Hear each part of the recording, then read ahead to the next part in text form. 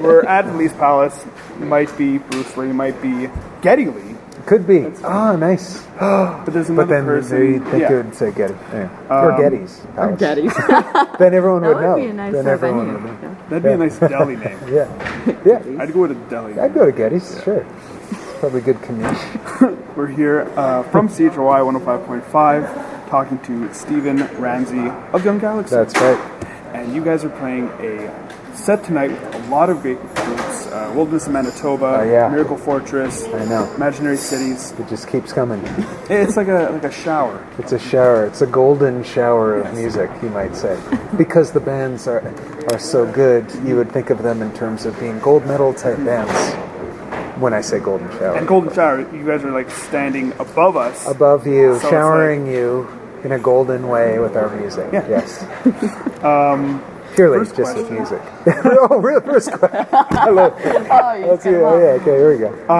I guess influences on the album compared to Invisible Republic. Yes.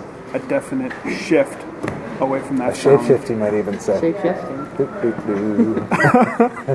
Well, I guess let's talk about the sound. I mean, how would you, if you can describe this album in one word, for the sound, you know? The sound? Because it was definitely, as you mentioned, a show. Maybe underwater.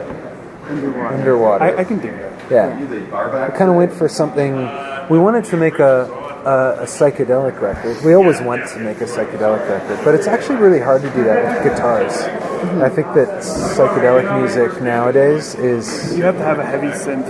Yeah. Like look at like Animal Collective or something. Yeah. I would that's say... the new psychedelia. Exactly. Right?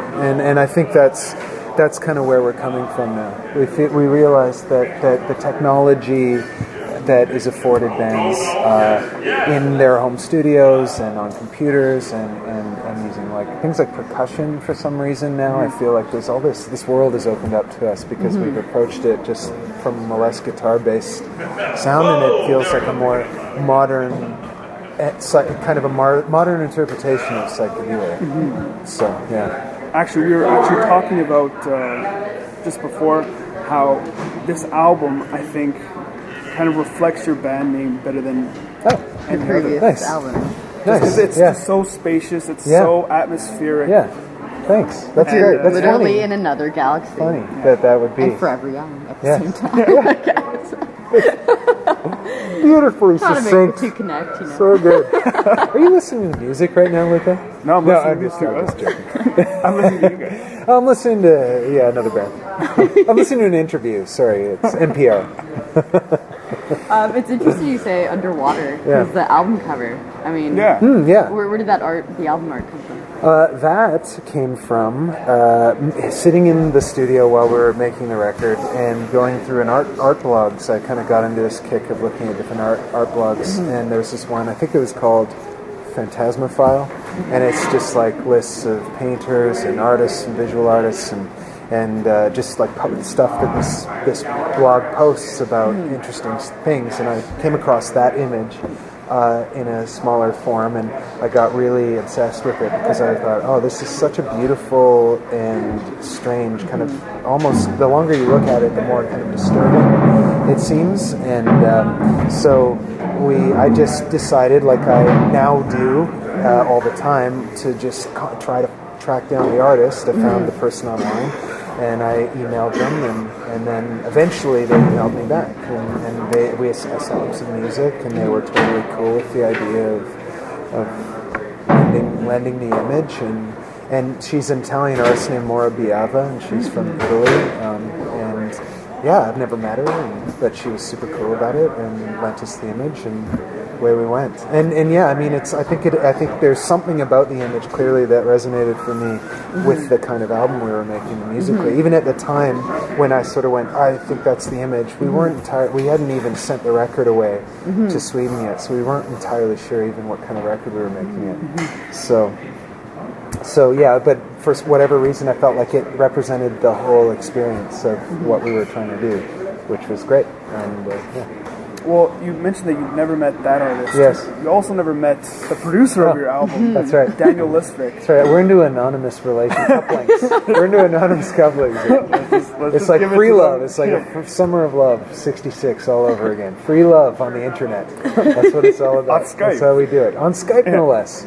I'm basically just promoting internet sex.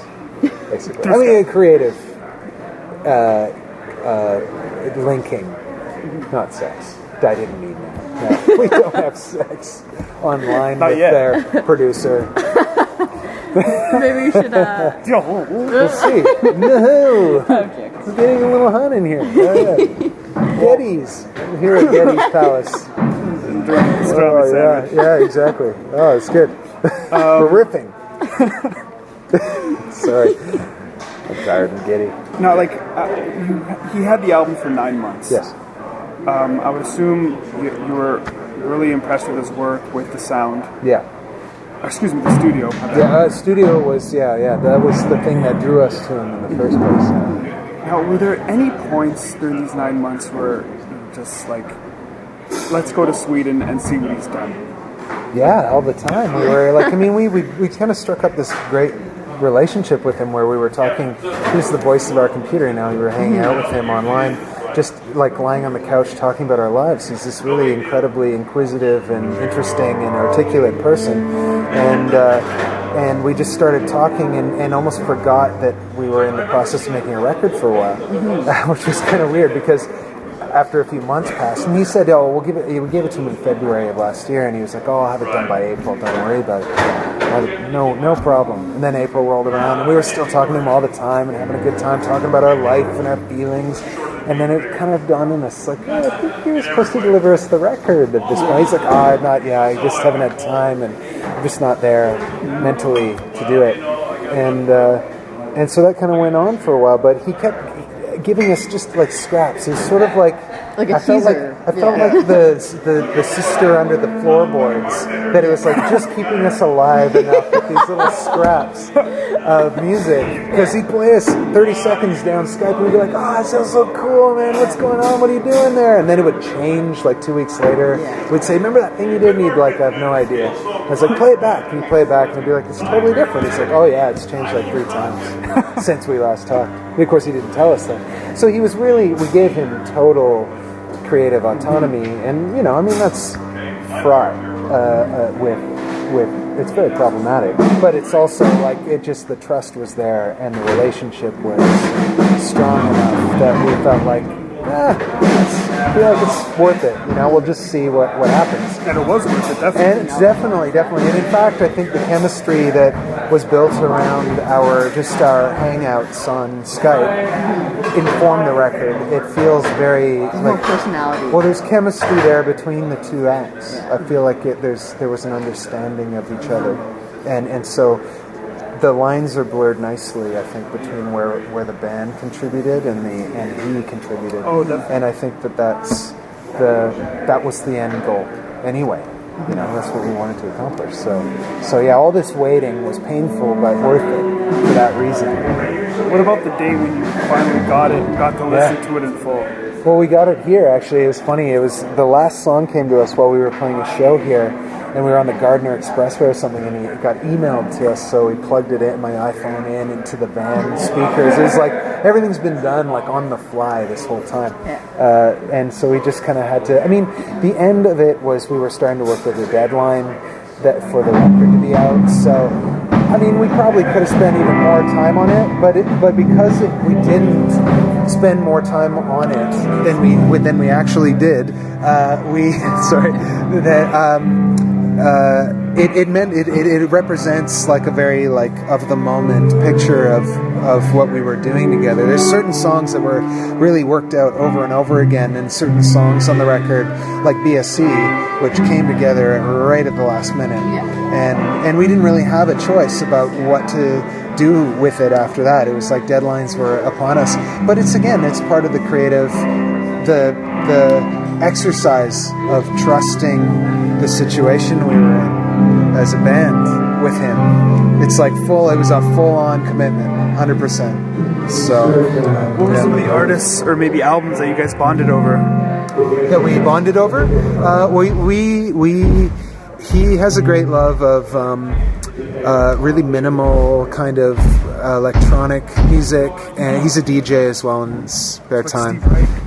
Yeah, he likes some not so much neoclassical, but more like he's really big into, he likes hip hop just for the production values. He kind of told us he was going to approach this record as more of a hip hop type sound, which, you know, it's bits and pieces of it there, but he likes a lot of psychedelic music. He likes a lot of weird 60s stuff, and we play a lot of just a big spectrum, everything from like really early Fleetwood Mac with like Peter Green to like obscure like covers of things like Gloria by them, you know, like really weird stuff, and then like really like new kind of like German booty bass tracks, and like he's really minded. He's at the frontiers.